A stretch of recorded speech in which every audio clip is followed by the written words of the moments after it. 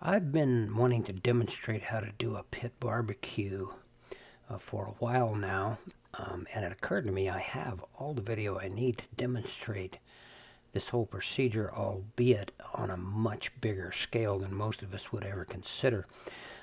However, I want to point out that the steps are the same. You've got to have a hole in the ground somewhere, which most of us campers are going to make by digging it.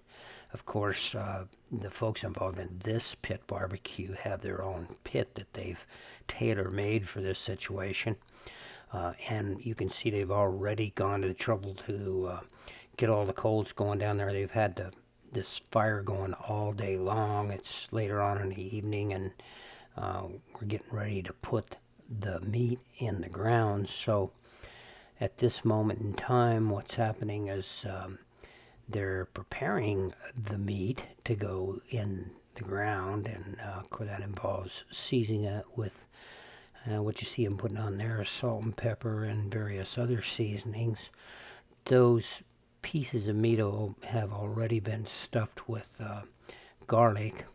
So this is the whole preparation process, and you'll notice the bottom of this homemade Dutch oven they have is lined with onions. Now, one of the things I want to point out to you is that very inexpensive pieces of meat, like chuck roasts and what have you, are what are used here. You don't use prime cut type stuff because you cook it so long that it ends up tasting wonderful. Enough water is clearly one of the key elements here. It takes a lot of water to use this technique. One of the other things I'd point out, if you look at their homemade Dutch oven, and by the way, you're just going to use a regular Dutch oven, I'm going to guess, and a concho. But in this particular case, where you're cooking a whole bunch of meat, they have obviously made this custom made. Somebody down there knows how to weld, I'm going to guess. You've got horseshoes on it for handles for the lid, and then there's some horseshoes that are kind of bent and welded to the sides, so they have a way to affix a cable to it and put it into the ground. And then there's also these little hooks here and there so they can wire everything together with baling wire. Now you'll notice that we're going to get kind of two meals cooked at the same time. That's a big pot of pinto beans. So as they wire this thing together here, they basically just affix, wire the beans on top of everything else. Now that's Billy Marks. He's the kind of an icon down there in the Blue River, and Brad's checking the depth, and Billy's smashing the coals down to make sure they can get it far enough down in that hole so that the lid will go on. So of course we're going to bring it over and carefully drop it in the hole and then cover it up. Now, while they're doing this, what I want to point out to you is that this is something they do for various events throughout the year. I bet you they do 3 or 4 barbecues just down on the Blue.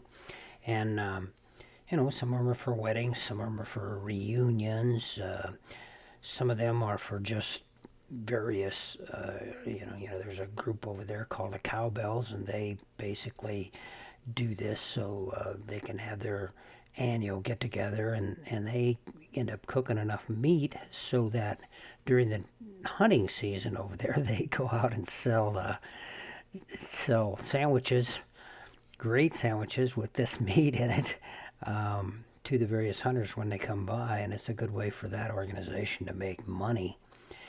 And the Nutrioso barbecue, which is not that far from here, happens on the last day of July, and it's how the town of Nutrioso makes, well, at least some of their money for the various events they do during the year and the various things that they have to do during the year. And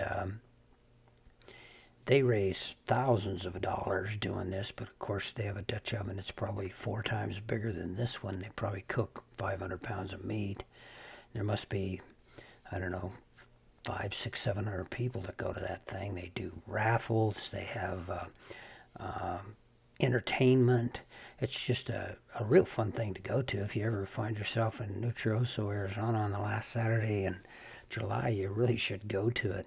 But if you are a scouting organization looking for a way to make money, this is a great way to do it. And, it turns out to be a great social occasion as well. Now, you'll even notice that just here there are a lot of people standing around, visiting, and just enjoying each other's company.